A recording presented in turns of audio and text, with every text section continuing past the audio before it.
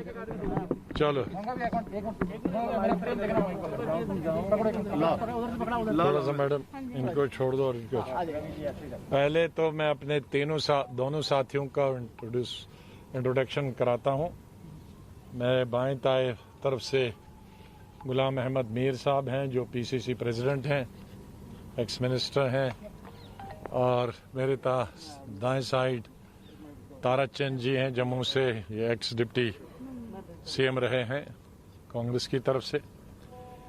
तो आज जो मीटिंग हुई और हम तीनों ने जो कांग्रेस की तरफ से जो बात की है, बहुत सारी चीजें हमने बताई कि किस तरह से स्टेट डिसॉल्व हुई है, वो नहीं होनी चाहिए थी। इलेक्टेड रिप्रेजेंटेटिव्स थे, उनसे पूछे बगैर किया गया,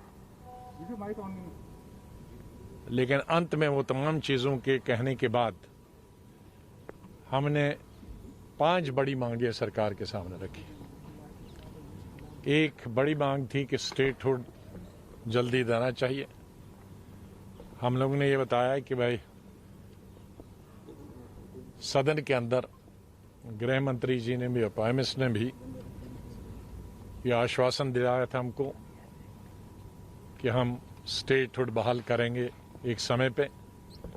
तो हम लोगों ने कहा कि अब समय तो आ गया है, सब इलेक्शंस वगैरह हो गए, बीडीसी डीडीसी इलेक्शन हो गए और अभी शांति भी है, सीज फायर भी है, बॉर्डर भी शांत है। तो इससे ज्यादा कोई अनुकूल समय नहीं हो सकता स्टेटहुड ग्रांट करने के लिए। ये हमारा मांग। हम लोगों ने ये भी मांग की कि आप कहते हैं कि लोकतंत्र को मजबूत करना है, अब आपने पंचायत के इलेक्शन किए, जिला परिषद के इलेक्शन किए, तो ऐसा कैसे हो सकता है कि विधानसभा न हो? तो इसलिए विधानसभा का इलेक्शन भी तुरंत करना चाहिए, डेमोक्रेसी को बहाल करना चाहिए। तीसरी चीज हमने बताई कि बहुत बड़े जमाने से हमारे डोमिसाइल, हिस्टोरिकली डोमिसाइल रूल्स थे। जमीन का तो हमारे महाराजा के जमाने से था, 1925 के जमाने से, और बाद में नौकरी का भी था। तो केंद्रीय सरकार को ये गारंटी देनी चाहिए कि वो भी जब बिल लाएगी तो उसके साथ हमारे ज़मीन की गारंटी, और जो लोकल मुलाजिम हैं, आईएएस आईपीएस, वो तो आते रहेंगे, तो हर स्टेट में है, वहाँ भी आते रहेंगे, लेकिन जो एम्प्लॉयमेंट की अभी तक हमारे साथ एक सुविधा थी, वो सुविधा की गारंटी देनी चाहिए। फिर हमने कहा कश्मीरी पंडित जो हैं पिछले 30 साल से वो बाहर हैं, बहुत सारे, जम्मू में भी हैं, कश्मीर में भी हैं कुछ, लेकिन अधिकतर बहुत बड़ी संख्या जो है वो बाहर है। ये हमारी मौलिक ड्यूटी है, सरकार की तो बनती ही बनती है, लेकिन जम्मू कश्मीर के हर एक राजनीतिक दल और नेता की ये मौलिक जिम्मेदारी है कि वो कश्मीर के पंडितों को वापस लाएं और उनके रिहेबिलिटेशन में जो भी हमसे हो सकेगी सरकार की सहायता करें, मदद करें कि वो कश्मीरी पंडित वापस कश्मीर में आ जाएं।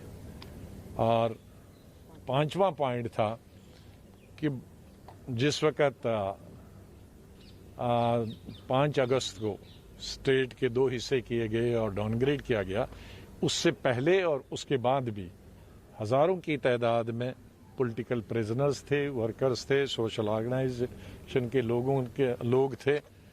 तो उनमें से हम मिलिटेंट्स की बात नहीं करते हैं छोड़ने की, लेकिन इस तरह से जो राजनीति से जुड़े हुए लोग हैं, पॉलिटिकल प्रिजनर्स, या आपने एक डर के भय से कि भाई अगर इनको छोड़ेंगे तो कुछ होगा, उनको सबको रिहा कर देना चाहिए, उनको छोड़ देना चाहिए। तो ये 5 बड़े मुद्दे हमारे।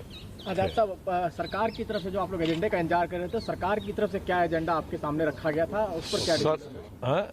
वो ओपन डिस्कशन था जो हमारा पहले हमने शुरू हमें नहीं किया था।